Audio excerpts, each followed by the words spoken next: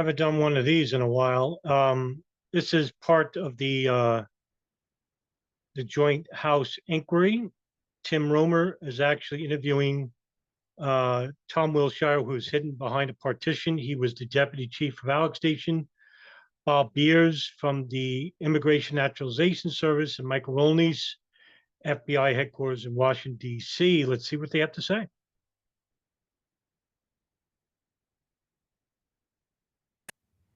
Mr. Chairman, I want to begin by thanking you, too, for your expert sense of fairness and balance in conducting these hearings. I just want to say that I think it is critical from a perspective of the jurisdiction of this committee for us to do our work.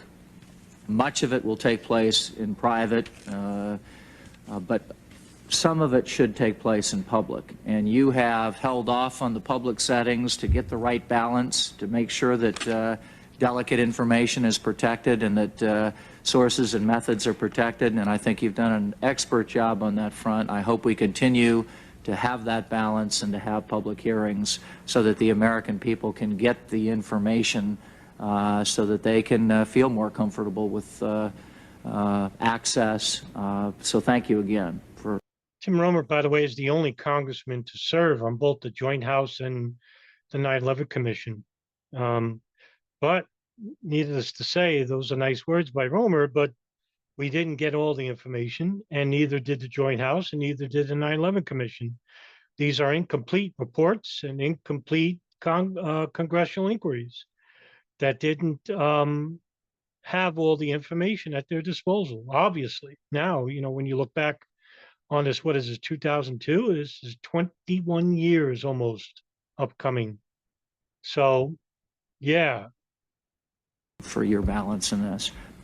Mr. Kojam, I come back to one of the most disturbing things that I've heard today, and there have been a litany of some disturbing things, but one of the most disturbing for me is the fact that a couple years ago, you could be in America, you could be on a watch list, you could apply for a visa extension and get it.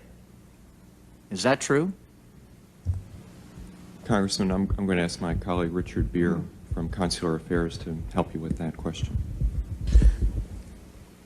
Again, to make the distinction, this application from someone already in the United States to extend their stay is adjudicated by the Immigration Service. Is it true? I only have about 4 minutes. Is it true that you could do that?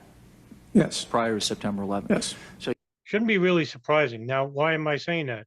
Because in 1990, a known terrorist who was on a watch list was even a bigger name than anybody involved with the 9/11 attacks and the hijackings, was Omar Abdel Rahman, who was the co-leader of an Egyptian radical fundamentalist sect called Gamma Islamiyah, who have been responsible for terrorist attacks like the Luxor massacre in '97 and their alleged involvement in the assassination of Egyptian President Anwar Sadat in 1980.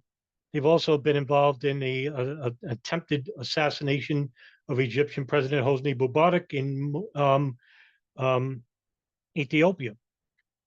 So Rahman, who was on a terrorist watch list, actually applied at a U.S. visa in Cairo, Egypt, and was approved not once, not twice, but 3 to 5 times. His application was approved. However, there's a catch to this. There were CIA agents who were acting like U.S. Embassy employees who facilitated these applications and approved of them. That's right. The CIA actually was at the Cairo University Embassy in Cairo, and they played the part of U.S. Embassy employees and approved of a known terrorist to get into the country of the United States. Now, question is, why, right? Well, later on in a New York Times report that same year of 1990, they asked why the CIA did this. They said, we had no idea he was on the watch list. Sure. Now, when we talk about terrorist watch list, and this is coming from the ACLU report about U.S. government watch listing, the unfair processes and devastating consequences of it, which was posted on March of 2014. Now, Roemer asked if this is true. Now, they reformatted. In 2003, President Bush directed the government consolidate its approach to screening known or suspected terrorists, which eventually resulted in the creation of bloated watch listing systems that contained the identities of significant number of people who were neither known or just appropriately suspected of being terrorists. So instead, before, when there was hardly anyone on the watch list, after the 9/11 attacks, everybody was on the watch list. Everybody, even people that didn't deserve to be on the watch list. You have a selectees list, which is maintained by the FBI's terrorist screening center, which is the subset of the terrorist screening database under the FBI. This selectees list are people who are identified by the FBI as suspected to be terrorists or families and friends linked to the actual terrorist. You also have the consular lookout and support system, which is called CLASS in short. This is maintained by the State Department to identify individuals who may be ineligible for a visa or a passport, who are linked with terrorists or terrorism or involved in a country that's involved with facilitating terrorism. You also have the known or appropriately suspected terrorist file, which is a subset of the terrorist screening database of the FBI. This is maintained by the Terrorist Screening Center at the FBI for dissemination nationwide to federal, state, and local law enforcement through the National Crime Information Center database, in which it has people who are suspected of being terrorists themselves. So now we have all these lists and all these databases and centers regarding people who are suspected of being terrorists. But are they really? Are they actually terrorists? Well, that's the question. A lot of these people, like I said, don't belong on the terrorist watch list themselves. You could be on a terrorist watch list. You could simply apply for extension, receive the extension, and stay in the United States for whatever your visa extension was permitted. Yes, essentially, yes. Has that been corrected?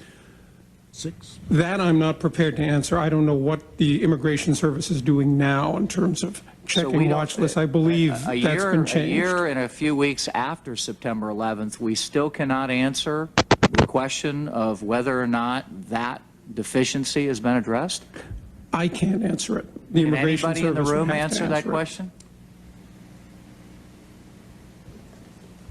Well, I would hope we would get an answer to that question very quickly, and more so than an answer to the question, a way to solve the problem. Well, immediately after the congressional inquiries, this problem was approached with high degree of importance. And like I said, the FBI, the State Department, local, federal, and law enforcement agencies all stepped up. And I've said it before in other videos, we have walls for things like this. So in other words, we had a wall between the local police department and the FBI in regards to sharing information about citizens, information.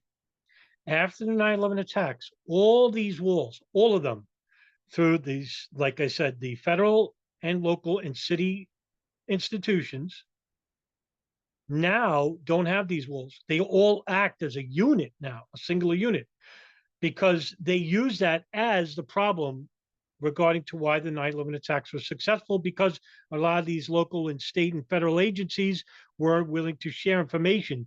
That wasn't really the problem. The real problem was you had information regarding these terrorists who were involved with 9/11 attacks, but they didn't act on it, right? And then they used that point and say, oh, we just didn't get the information because we have these walls. Well, those walls were to protect us from information, from our privacy, our information, which you needed a warrant to get, but now you don't.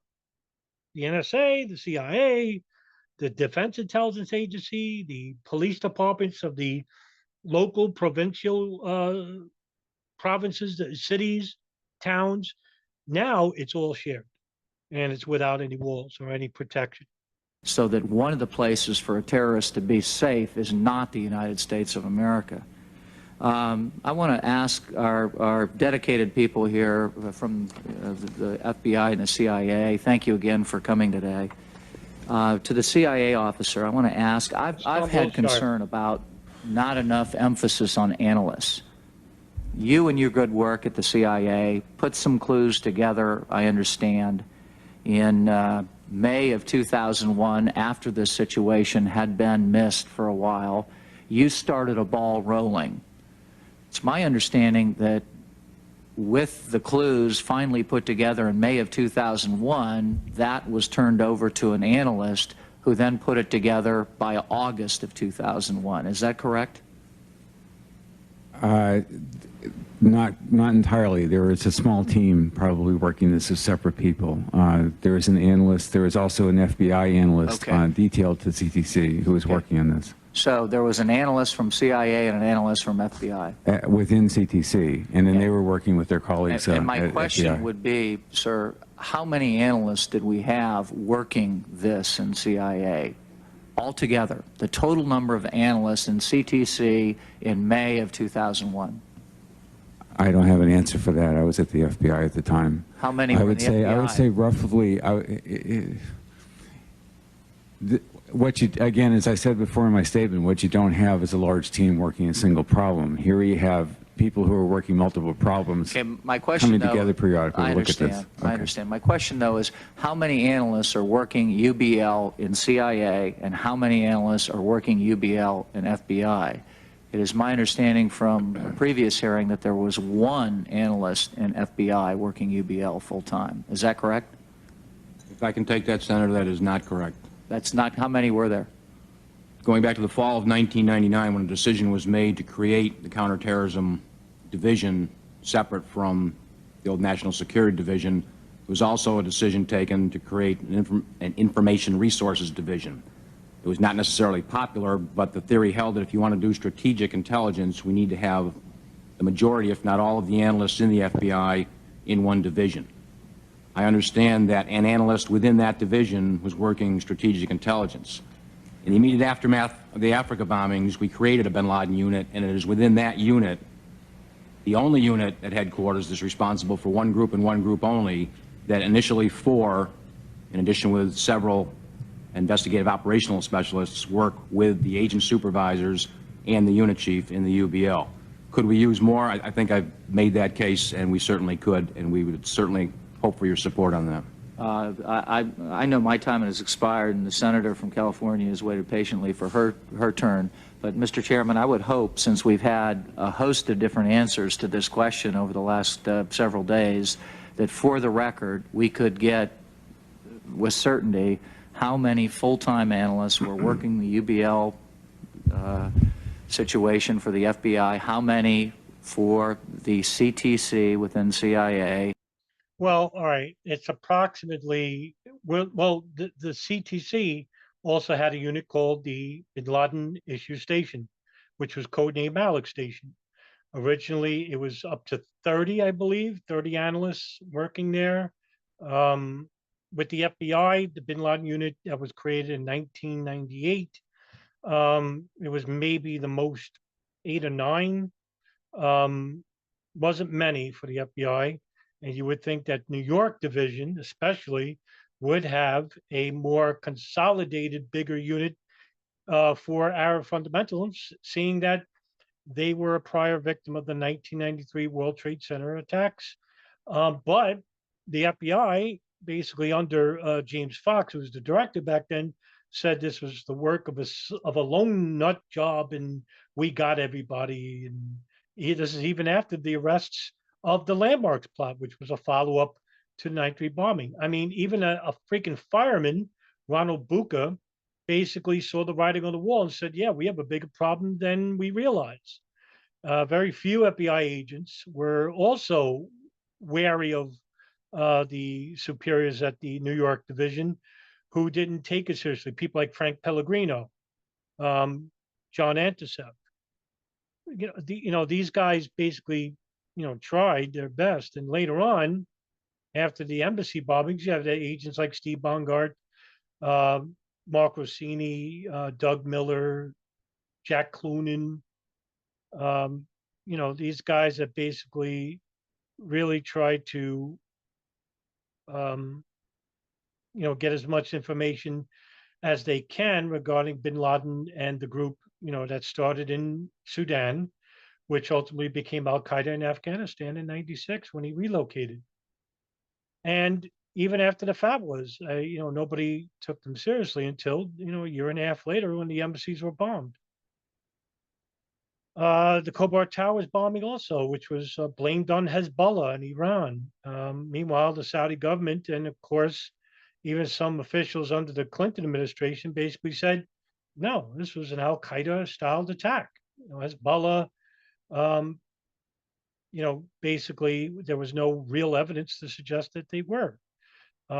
So yeah, look, how many people working at these units? I mean, we probably won't know. I mean, a lot of these units are classified for good reason. They're classified, but under a congressional setting, I bet you that answer was answered in a closed door session. And how that had changed over this critical 3-year period. And I thank the chairman. I would just like to add to that it's also critical that we understand what we mean by analysts, because there are a lot of different functions these people perform depending on where they work. So some people are analysts working in operational capacity. Some people are analysts who write memos for the president. Some people are supporting operations. They're performing an analytic function, but it's different. So it is a very difficult question to answer in general. And there are a lot of other people working on the Bin Laden issue who are not analysts, who perform a similar function in terms of operational guidance and targeting and that kind of thing. Right, so it is that. a hard question to answer directly.